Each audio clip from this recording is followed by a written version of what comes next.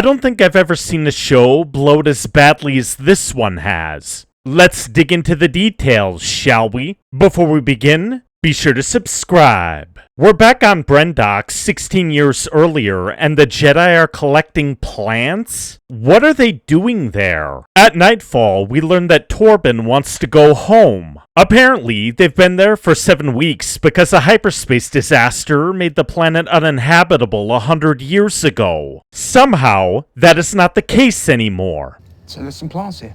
Big deal. Why is he not at least a little curious about this? Do not center around your anxieties. Huh? But if only I knew that what we were doing was somehow important or meaningful.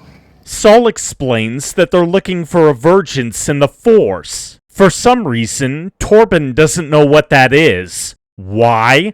I have no idea. The next day, Endara plays the kids these days card, but she's not even sure that the Force rebuilt life on Brendok. The only other explanation would be terraforming, and that would have been recorded. What is she talking about? After some pablum about why Saul doesn't have a Padawan, Saul speeds off to the familiar site of the twins. He calls it in and follows after them. A locked door stands in the way, so our Jedi climbs the side of the fortress. Once inside, he sees Mommy Anastaea's shove and clearly observes that May is Force sensitive.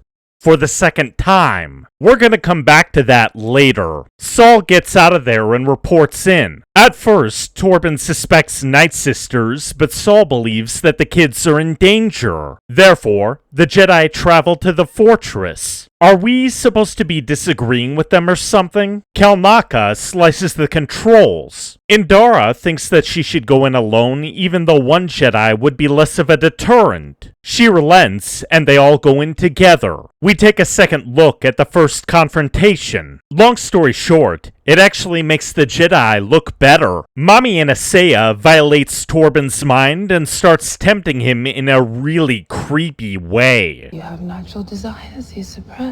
Okay, she's presenting herself as completely hostile. Is this going to be taken seriously in any way? Absolutely not. I would always let you have what you need.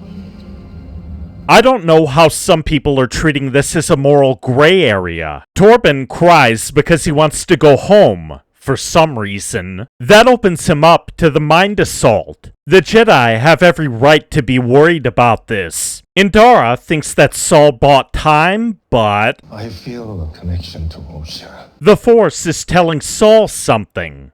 Alright. Osha's too old to join the order. Wait, they already have that rule in place? Yay. Endara believes that the Coven won't let Osha leave. She waves off the dark magic of the cult, even though Osha's refusal might open her up to reprisals. For some reason, our Jedi leader criticizes Saul for assuming that Osha might want to leave. That's a perfectly logical explanation, though. Why would she volunteer to take the test otherwise? We finally get to see May's test. Remember, Saul should know that she's Force sensitive already, but he forgot about that. Endara asks May about Ascension. The kid describes it as a step toward leading the Coven, but there's a problem. But your children, how can you become the leaders? They grow up and take it over gradually? What kind of silly question is that? There's an even bigger problem. Everyone must be sacrificed to fulfill their destiny.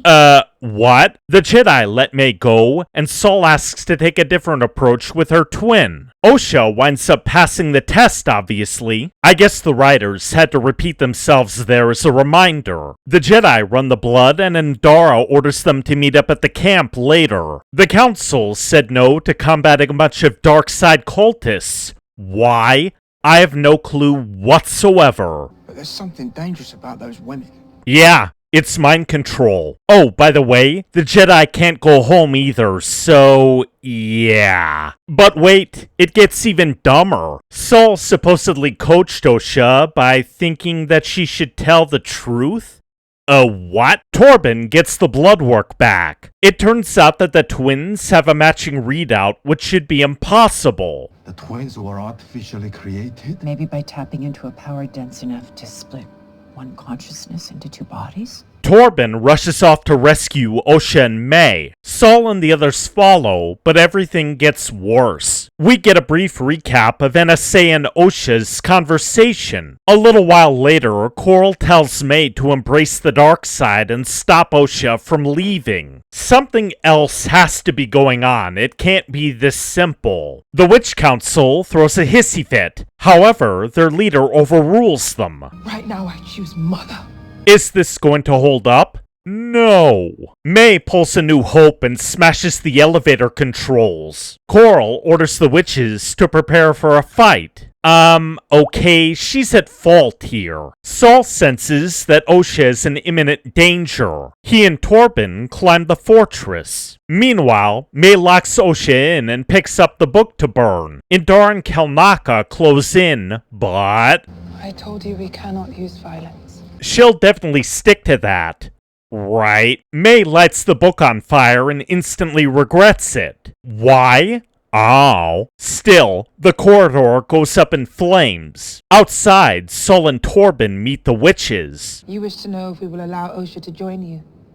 To be raised by an institution instead of a family? So it's a no, and she's antagonizing the Jedi. Saul asks the obvious about the twins. Torben is naturally on the defensive because of Anastasia, and the archers draw their bows. This is a clear escalation of hostile intent. Someday those noble intentions you all have will destroy every Jedi in the galaxy. Okay, we're adding death threats to the mix. May runs into the arena crying for help. For some reason, Saul thinks that she's Osha. How can this get any worse? You'd think that Mommy Anastasia would realize that it's time to de-escalate, but nope. She turns into a demonic smoke monster with pointy teeth and starts sucking up May. Naturally, Saul stabs the woman. Well, he had to prevent the deletion pact somehow. Oh, you think I'm joking? That's what Leslye Headland said in an interview.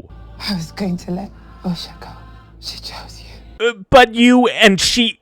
What? May runs away. Apparently, there was a time crunch in episode 3 because all of that happened while Osha was still in her room. Half of the witches start firing at Torben and Saul fends off Coral's attacks. All of a sudden, the facility explodes in a chain reaction. Coral disappears in a puff and the other half of the witches mind control Kelnaka. The resulting lightsaber fight is pretty good, but the witches clearly have it coming. They're making a Wookiee Jedi try to kill 2 of his compatriots. It's a complete disaster until Indara intervenes and wastes all of the other witches. That's a totally justified act of defense. The generator room explodes. Something is different this time, though. Saul holds up the bridges that the twins are on. He obviously can't do that because they're too heavy, so he picks up the young girls instead. Oh wait, he actually chooses Osha.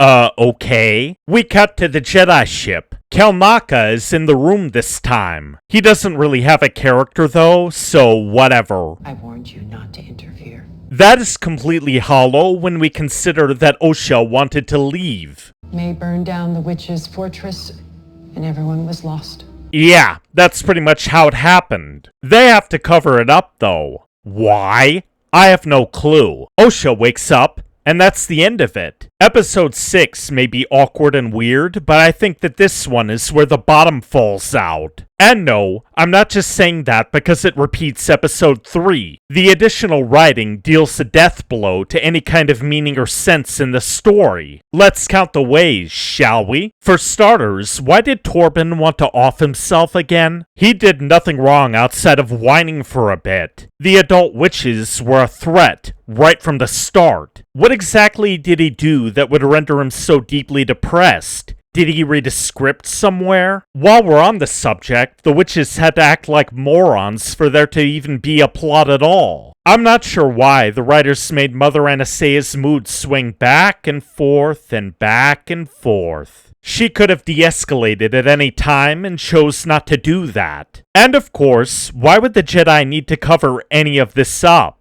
The show was marketed as a mystery where the Jedi might have done something shady. However, they simply beat back a dark side cult. Sure, the Council might have thrown a hissy fit over orders, but it's important to remember that Quirrell wanted to kill the Jedi anyway. There was going to be a confrontation after the first meeting. It was only a matter of time. We'll have to see how this wraps up. If this episode is any indication, it's not going to be smart or tidy. Thanks for watching. I'll see you next time.